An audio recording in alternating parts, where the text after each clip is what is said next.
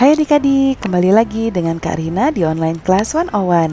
Kali ini kita akan belajar PPKN untuk kelas 1 tema 7 di subtema 2 hewan di sekitarku.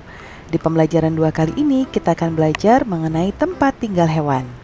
Ini ada di halaman 157. Ini ada di halaman 57 sampai dengan 59. Yuk dukung terus channel Kak Rina dengan cara mensubscribe, klik loncengnya, like, dan share juga ke teman-teman lain maupun ke sosial media. Buat yang udah subscribe, Kak Rina ucapkan terima kasih banyak ya. Kita lihat dulu yuk tujuan pembelajarannya. Yang pertama, setelah mengamati gambar, adik-adik dapat menyebutkan ungkapan pemberitahuan secara tertulis yang terdapat pada teks dengan tepat. Yang kedua, setelah membaca teks, adik-adik dapat menggunakan kata ungkapan pemberitahuan secara tertulis dengan tepat. Jangan lupa untuk berdoa dahulu sebelum mulai belajar ya adik-adik. Jaga kesehatan dan selalu ikuti anjuran Bapak dan Ibu guru serta orang tua di rumah. Ayo kita mulai adik-adik. Nah, kita lihat di sini ada di halaman 57 ya. Nah, ada gambar ya adik-adik. Nih, kalau adik-adik lihat gambarnya kira-kira ini ada di mana ya? Ada berbagai macam hewan, ya ada namanya juga jerapah, ya ini gajah, ini monyet, ini ada unta, kemudian ini juga ada yang hewan liarnya ada ayam, kelinci, kemudian ada kucing, ada ikan, dan ini ada kupu-kupu. Coba lihat adik-adik ini ada apa ya? Ini ada papan, ya coba kita lihat apa isinya. Tidak boleh menginjak rumput. Yang ini satu lagi, pengunjung tidak diperkenankan memberi makanan pada hewan. Nah, kita baca aja dulu yuk. Judulnya Tempat Tinggal Hewan. Udin, Edo, dan Beni sedang membaca buku tentang hewan. Mereka mengamati gambar tempat tinggal hewan. Hewan tinggal di tempat yang berbeda. Ada hewan yang tinggal di darat, contohnya ada ayam, kelinci, dan kucing.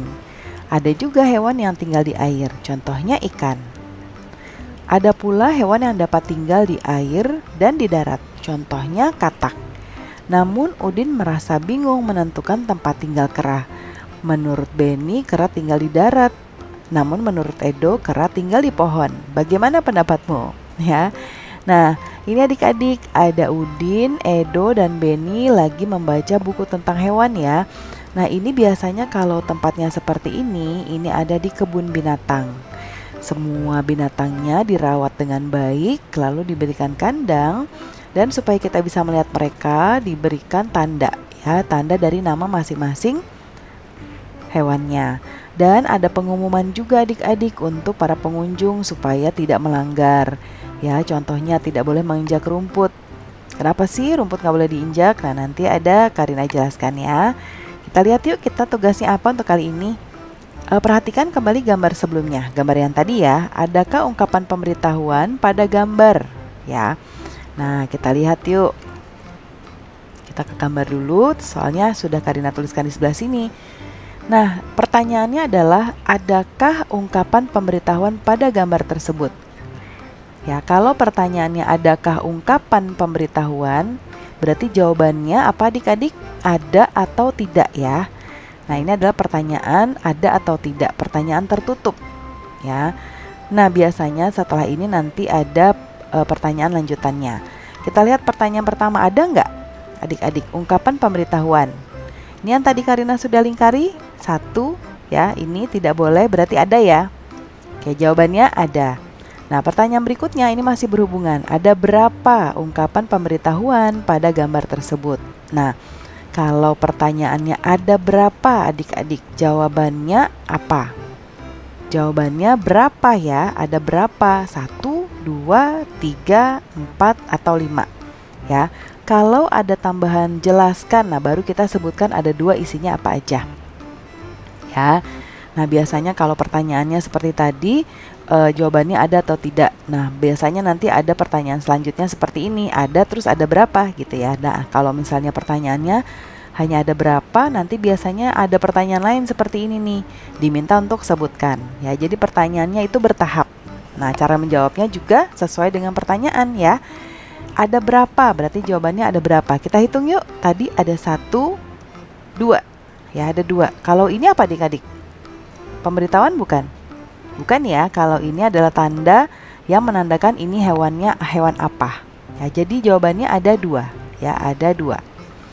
Nah, sekarang sebutkan. Kalau sebutkan berarti jawabannya kita harus menyebutkan yang ditanyakan ya, satu persatu. Pertanyaannya, sebutkan ungkapan pemberitahuan yang ada pada gambar. Yang pertama, pengunjung tidak diperkenankan memberi makan pada hewan, ya.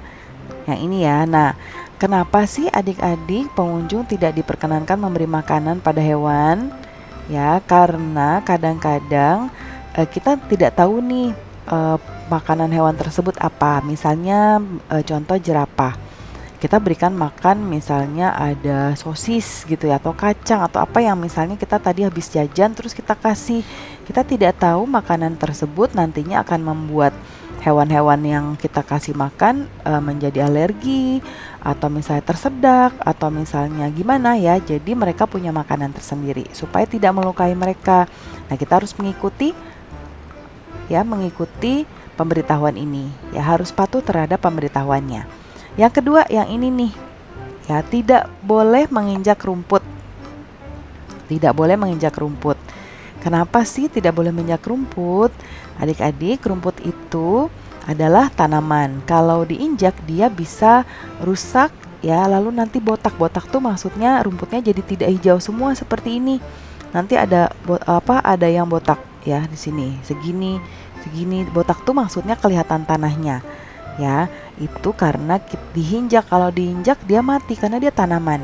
Ya, rumput itu juga tanaman. Tidak boleh diinjak ya adik-adik. Kemudian yang terakhir, cobalah menulis ungkapan pemberitahuan agar pengunjung menjaga kebersihan kolam. Nih, kolam ya adik-adik.